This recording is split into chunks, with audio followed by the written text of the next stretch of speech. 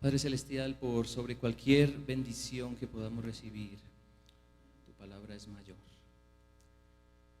Nuestras vidas pueden verse satisfechas por muchas cosas, muchos bienes, pero tu palabra lo llena todo. Hoy, en este día santo, venimos a disfrutar de las bondades de tus escrituras, atendiendo al mensaje que deseas entregarnos hoy y reconociendo tu enseñanza como tu pueblo. Queremos escuchar de la gloria de tu Hijo, nuestro Señor y Salvador Jesucristo, por quien el existir tiene sentido. Auxílianos con sabiduría, con inteligencia de lo alto, y dispón nuestras mentes y corazones siendo desafiados con buscar tu voluntad, mientras esperamos el regreso de nuestro Rey y Señor, Cristo Jesús. Amén. Hechos capítulo 3, versículos 17 al 26. Mas ahora, hermanos, sé que por ignorancia lo habéis hecho, como también vuestros gobernantes. Pero Dios ha cumplido así lo que había antes anunciado por boca de todos sus profetas, que su Cristo había de padecer. Así que arrepentíos y convertíos, para que sean borrados vuestros pecados, para que vengan de la presencia del Señor tiempos de refrigerio, y Él envía a Jesucristo, que os fue antes anunciado, a quien de cierto es necesario que el cielo reciba hasta los tiempos de la restauración de todas las cosas, de que habló Dios por boca de sus santos profetas, que han sido desde tiempo antiguo. Porque Moisés dijo a los padres: el Señor vuestro Dios os levantará profeta de entre vuestros hermanos, como a mí. A él oiréis en todas las cosas que os hable. Y toda alma que no oiga a aquel profeta será desarraigada del pueblo. Y todos los profetas, desde Samuel en adelante, cuantos han hablado, también han anunciado estos días. Vosotros sois los hijos de los profetas y del pacto que Dios hizo con nuestros padres, diciendo a Abraham: en tu simiente serán benditas todas las familias de la tierra. A vosotros primeramente Dios, habiendo levantado a su Hijo, lo envió para que os bendijese, a fin de que cada uno se convierta de su maldad. El Señor bendiga su palabra. La humanidad desde sus inicios grita una y otra vez por cambios. La caída afectó de tal manera la armonía de la existencia que el clamor por una restauración no ha cesado. Cada día se observa el espíritu de una humanidad que no ve la hora de que las cosas mejoren, de que las cosas cambien. Muchos, de hecho, al ver, o mejor, al no ver una salida a este panorama desalentador, deciden no existir más y buscan quitarse la vida como para salir de esta crisis. Lo interesante es que como seres humanos deseamos restauración y gastamos energías de forma intensa para obtener esa restauración. Han pasado siglos y aún milenios, y el hombre insiste en que por sí mismo puede lograr mejorar las cosas. En películas, novelas y hasta canciones hay una aspiración hacia algo mejor. Algunos ven el cambio en el amor. Otros ven un mejor porvenir en la ciencia. Otros un mejor horizonte en la religión, y otros en una economía estable. Y como humanidad seguimos engañados creyendo que la restauración se va a originar en nosotros, lo cual es lo más falso. Ahora, sé que como creyentes, como hijos de Dios, estamos plenamente convencidos de que la restauración proviene ¿de quién? ¿De quién viene? De Dios, del Señor. Él es el autor de la restauración. Por el Evangelio, Dios nos ha convencido como humanidad de que hemos fracasado en nuestros intentos de que las cosas mejoren. No hay duda de como pueblo de Dios que la restauración proviene del Dios de la Biblia. Dios la ha prometido, Él la hará efectiva. Ahora, si Dios es el que provee la restauración, si de Dios proviene la restauración, entonces hagámonos esta pregunta, y esto le va a dar sentido a nuestro mensaje. ¿Qué tanto anhelamos esa restauración? ¿Qué tanto anhelamos la restauración?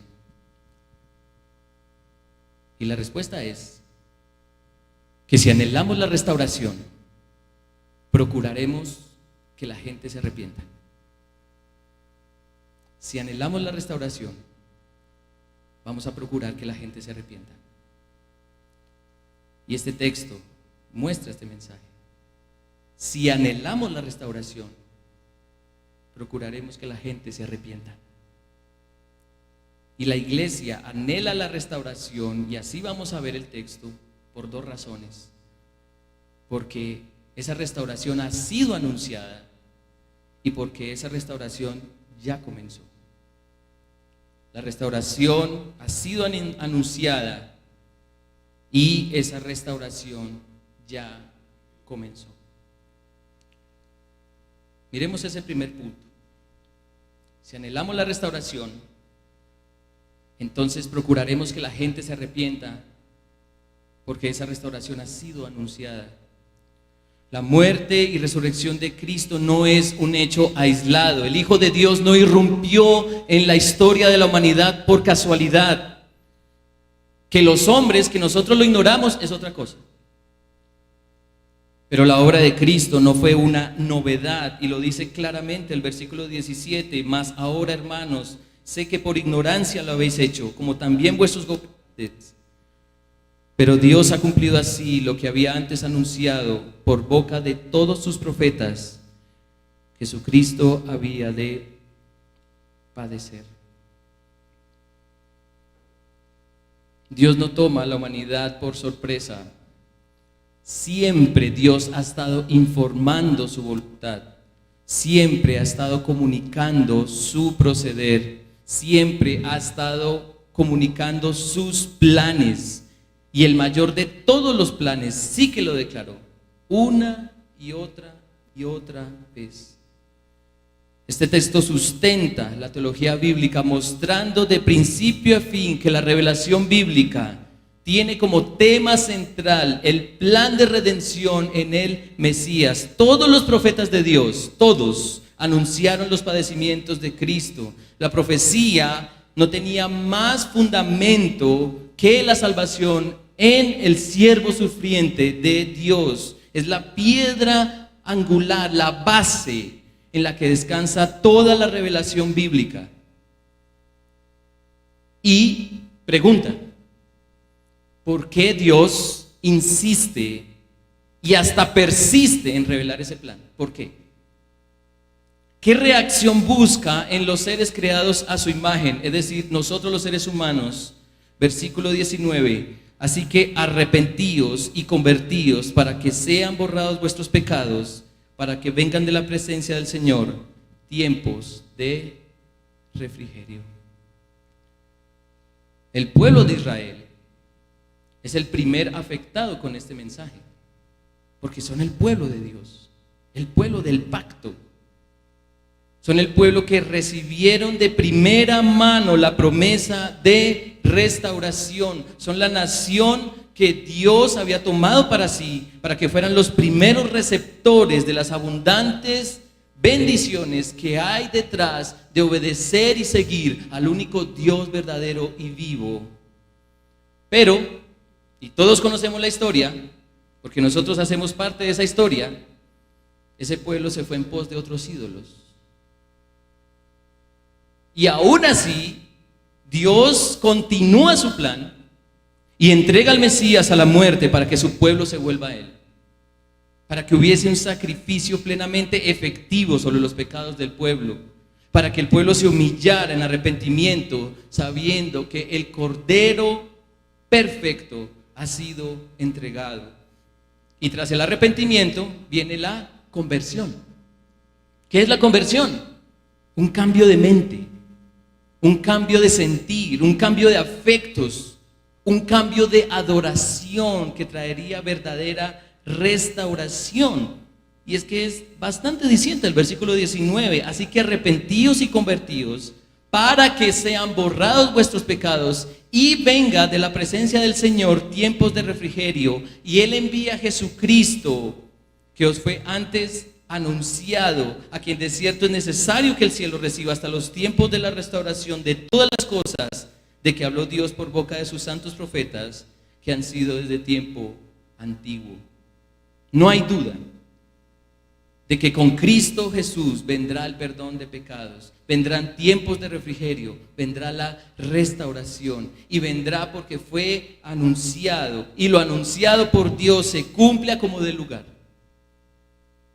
Los santos profetas de Dios lo han anunciado desde siglos, y la historia humana está saturada de la revelación bíblica de que Dios restaurará todas las cosas en su Hijo.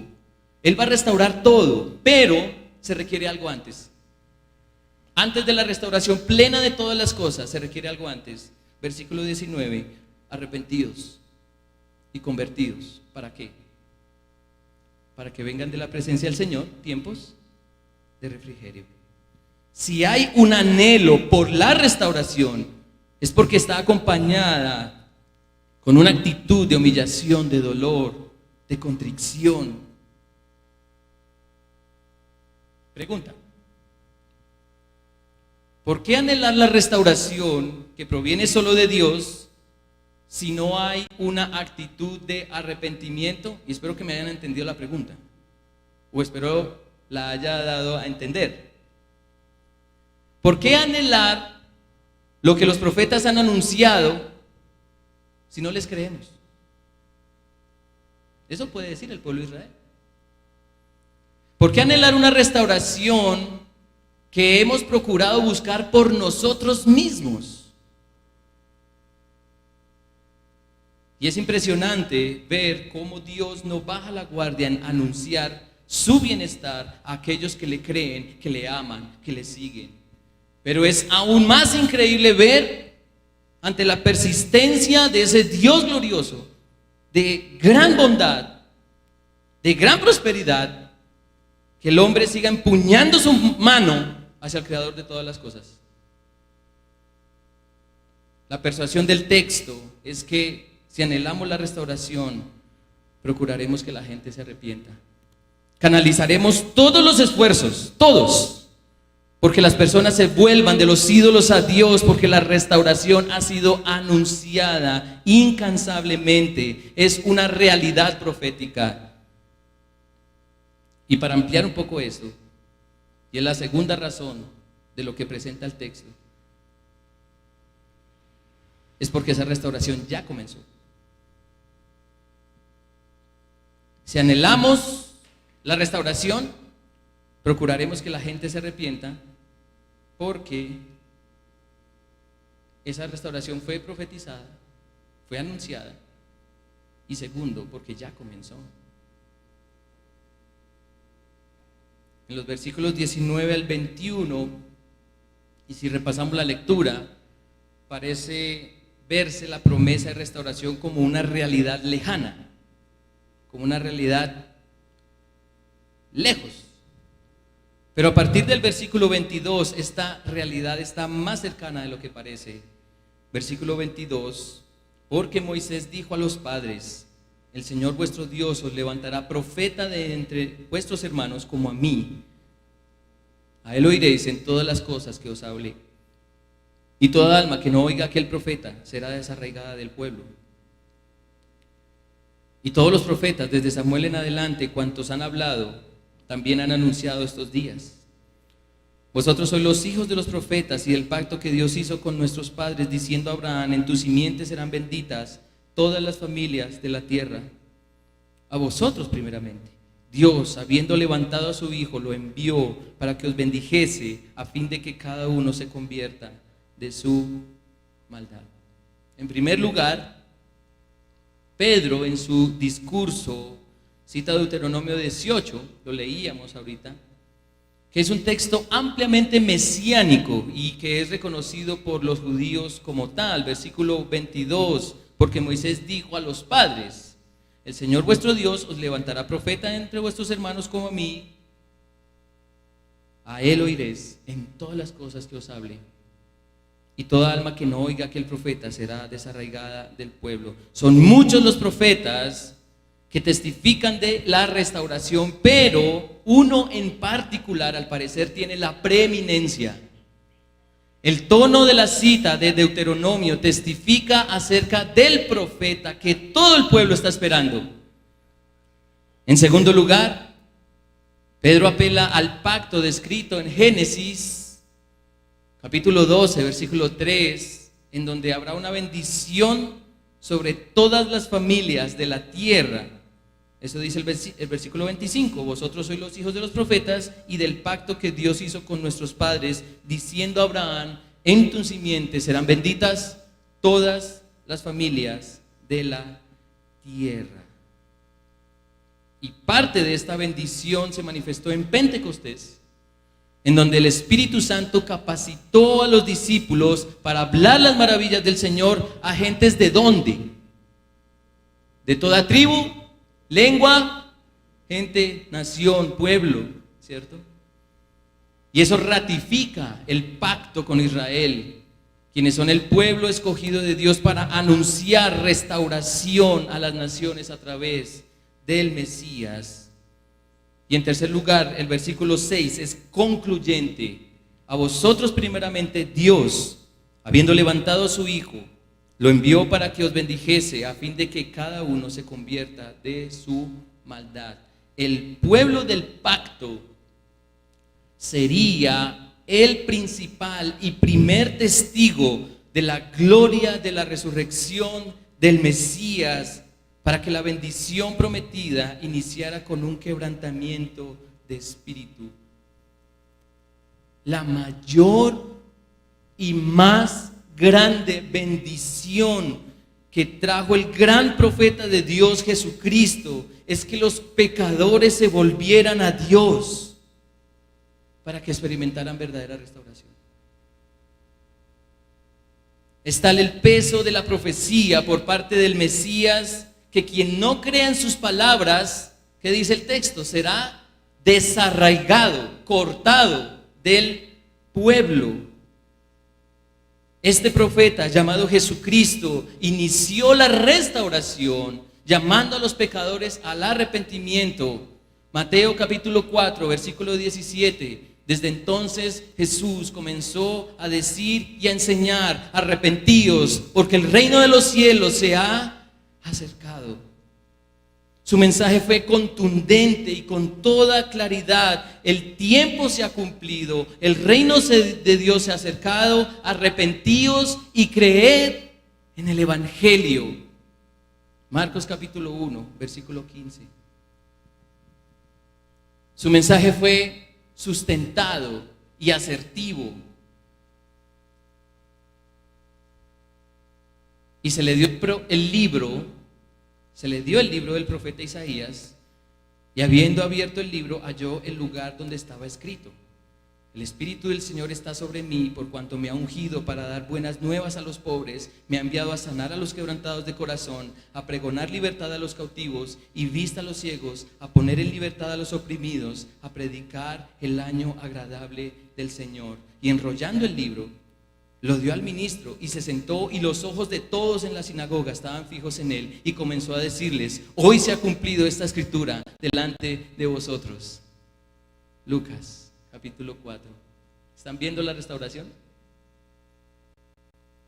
Su predicación fue directa, porque no envió Dios a su Hijo al mundo para condenar al mundo, sino para que el mundo sea salvo por él. El que no cree en él no es condenado, pero el que no cree ya ha sido condenado, porque no ha creído en el nombre del unigénito Hijo de Dios. Si anhelamos la restauración, si en verdad anhelamos la restauración de todas las cosas, procuraremos que la gente se arrepienta, porque la restauración ya comenzó.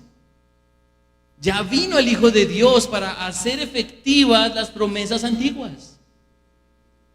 Él es el único que puede restaurar lo que nuestro pecado destruyó. Jesucristo murió y resucitó para que todo aquel que en Él cree, cuando muera, vea la vida eterna. Con su primera venida, Jesucristo viene restaurando vidas para su gloria como un preámbulo para la eternidad. Él es el Cordero de Dios que quita el pecado del mundo. Su restauración ya se está efectuando. Su entrega en la cruz por nuestros pecados inicia la restauración anhelada. Su resurrección doblega, y mucha atención a esto, la resurrección de Cristo, que es comprobada históricamente, doblega nuestros fracasos, por una restauración vana.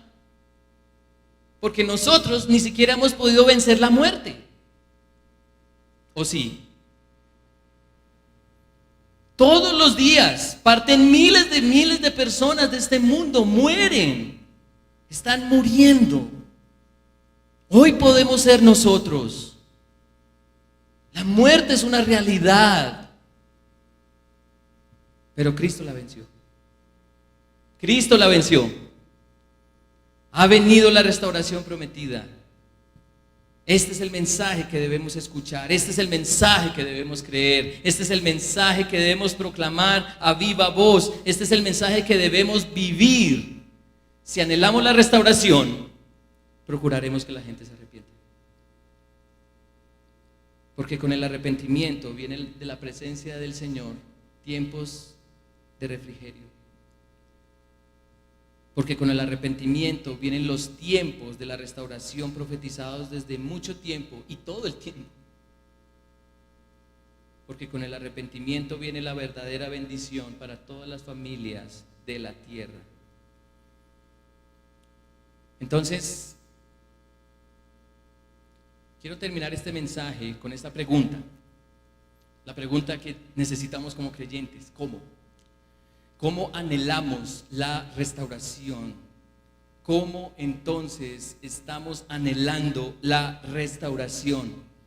Primero, si predicamos el Evangelio de Jesucristo.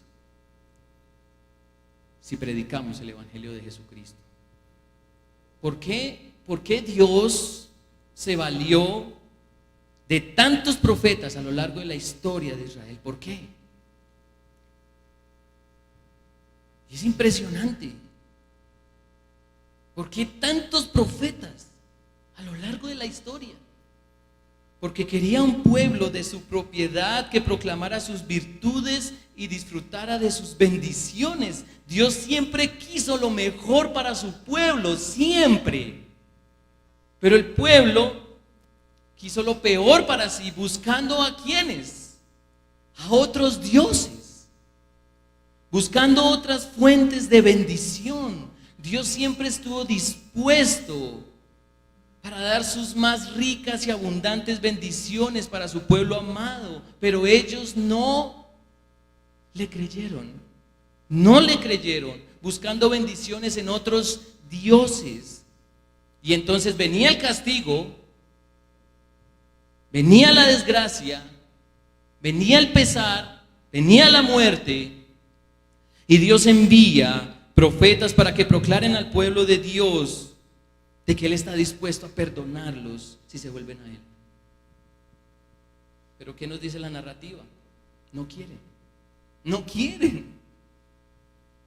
Su corazón obstinado los aferra a las bendiciones que se deshacen en sus manos. Y otra vez Dios envía profetas para que el pueblo se vuelva al arrepentimiento. Pero el pueblo está enceguecido. Sus ídolos los tienen entretenidos. Y de nuevo Dios proclama a través de su palabra, a través de sus siervos, los profetas. Pero el pueblo está como muerto. Es un valle de huesos secos. Y aún así Dios promete restauración. Y en esta oportunidad, después de enviar cualquier cantidad de profetas, ha enviado al mayor y más grande de los profetas, Jesucristo.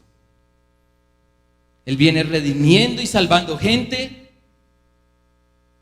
para que sean sus portavoces, para que sin cansancio prediquen al mundo que los esfuerzos de restauración del hombre son inútiles.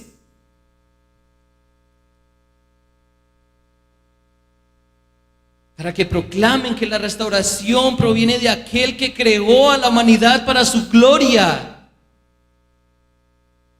Para que expongan el evangelio que trae verdadera restauración, el evangelio que humilla al hombre para que en arrepentimiento se vuelva a Dios y crea en el único que salva, Jesucristo. Jesucristo. Así que, ¿anhelamos la restauración? ¿Anhelan la restauración? Entonces, su lenguaje, nuestro lenguaje como hijos de Dios, como creyentes, es el lenguaje del evangelio para que la gente se arrepienta. Si tú anhelas la restauración, hablas más de Jesucristo que de política. Si amas la restauración y anhelas la restauración, hablas más del evangelio que de tus propios intereses. Pero también anhelamos la restauración si mostramos, y en segundo lugar, si mostramos una vida de arrepentimiento. Si mostramos una vida de arrepentimiento. Un famoso pastor, de pronto lo conocen, llegó a afirmar que para muchos cristianos el evangelio es como un producto que se ofrece casa a casa, que le sirve a todos menos al que lo ofrece. Si no muestras una vida de arrepentimiento, tu predicación es vana, tu mensaje es vano. Si no muestras una vida de arrepentimiento, no anhelas la restauración prometida, no la anhelas. Porque el evangelio es el espejo ante nosotros para mirar nuestra suciedad, nuestra bajeza, nuestra condición miserable, y que solo Cristo puede cambiar esa condición. Vivir una vida de arrepentimiento es vernos expuestos al evangelio todos los días. Escúchenlo bien, mis hermanos, todos los días, para que nuestras mentes y nuestros corazones se convenzan una y otra vez que sin Cristo estamos perdidos. Experimentar una vida de arrepentimiento es que todos los días veo mi condición perdida y que por Cristo tengo perdón de pecados. Vivir una vida de arrepentimiento es ponerme ante la ley de Dios, ante el estándar de Dios, no ante el estándar de cristianos maduros, no, o ante el estándar de cristianos inmaduros, no, ante la ley de Dios, ante la santidad y perfección de Dios, cada momento de mi existencia, y reconocer que necesito un Salvador. Vivir una vida de arrepentimiento es tomar el evangelio, y mucha atención a esto, es tomar el evangelio de Jesucristo, ofrecerlo a otros, porque para mí fue efectivo, y muy efectivo, impresionantemente. No puedo dar lo que no tengo, como dicen. No puedo compartir de algo que no he experimentado. Y quienes han nacido de nuevo conmigo saben a qué me refiero. Pero los que no han nacido de nuevo y están aquí o nos están viendo en casa, hoy es el día de salvación. Hoy es el día en que puedes iniciar a vivir una vida de arrepentimiento, en el que permites que Cristo el Señor sea el Dios, el amo de tu vida, y te muestre que este mundo jamás va a mejorar si no es por Él. Solo el Dios de la Biblia perdona, solo el Dios de la Biblia rescata, solo el Dios verdadero restaura. Entonces, ¿anhelamos la restauración? Nuestro lenguaje es el lenguaje del evangelio para que la gente se arrepienta Y en segundo lugar, vivimos en función del arrepentimiento. Pero en tercer lugar, si anhelamos la restauración, patrocinamos. Y cuando hablo de patrocinar, es total, una entrega total a un patrocinio al avance del reino de Dios. Patrocinamos el avance del reino de Dios. Muchos piensan en ser grandes profesionales para experimentar un mejor estilo de vida. Muchos trabajan incansablemente para lograr tener una economía que les permita disfrutar de lujos y comodidades. Muchos gastan su vida para tratar de desacelerar el deterioro físico, emocional o social del hombre. Y no nos damos cuenta todavía que estos esfuerzos son vanos, porque no hemos podido vencer el mayor de todos los problemas, la muerte. Pero, ¿qué tal si canalizamos todos estos esfuerzos en lo que traiga mayor bendición para la humanidad? Procurar esforzarnos en aquello que traerá mayor beneficio al hombre y a la creación. Yo les pregunto, ¿qué daríamos porque todas las cosas fueran restauradas? ¿Qué daríamos? ¿Qué daríamos? Haríamos lo que fuera para que el hombre se arrepienta. Testificaríamos con un trabajo de excelencia en nuestra empresa con tal de que algún compañero se inquiete acerca de nuestra esperanza de vida eterna. Mostraríamos hogares en donde la armonía y la paz del evangelio reinan para que otras familias proclamen, clamen a Dios por salvación, a Dios por salvación. Publicaríamos masivamente en las redes sociales que nuestro interés es que el hombre se vuelva a Dios creyendo en su Hijo Jesucristo. Pero hay algo más efectivo, y prepárense. Hay algo mucho más efectivo. Plantando iglesias sanas, generando una cultura de discipulado y ambiente de evangelismo orgánico. Es abrumadora, mis hermanos, es abrumadora la cantidad de solicitudes que nos hacen como pastores por iglesias sanas en sus ciudades o en municipios. Y nos duele y nos lleva a profundas meditaciones cuando no tenemos conocimiento de iglesias que podamos recomendar, porque de hecho no existen en esos lugares. Si anhelamos la restauración, anhelamos que el evangelio se predique hasta lo último de la tierra, y el Nuevo Testamento nos muestra que la plantación de iglesias es la mejor manera de hacerlo. Pregunta, mis hermanos, ¿cómo te estás o cómo nos estamos involucrando en plantación de iglesias? ¿Cómo te estás involucrando en plantación de iglesias?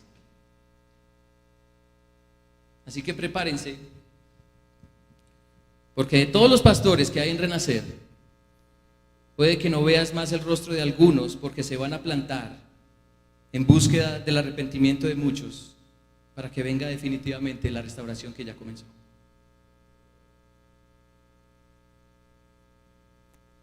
¿Anhelamos la restauración?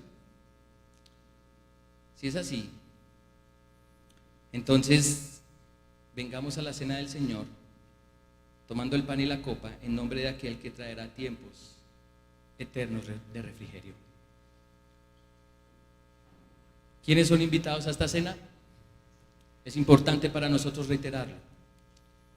Miembros, mi familia en la fe, ustedes, mis hermanos, pueden ser partícipes de la cena de su Señor y Salvador, porque hemos confirmado que son creyentes.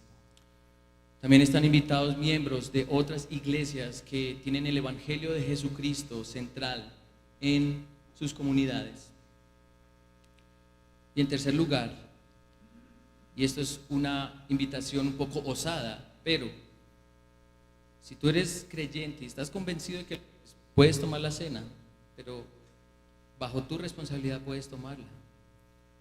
Ahora, esto más que una exclusión, es una invitación para que te hagas miembro de la iglesia y podamos confirmar tu fe de que realmente el Señor te ha humillado para arrepentimiento y has experimentado su salvación.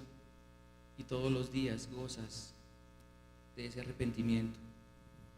Así que pónganse en pie los hermanos creyentes, hijos de Dios, que van a tomar la cena en esta hora.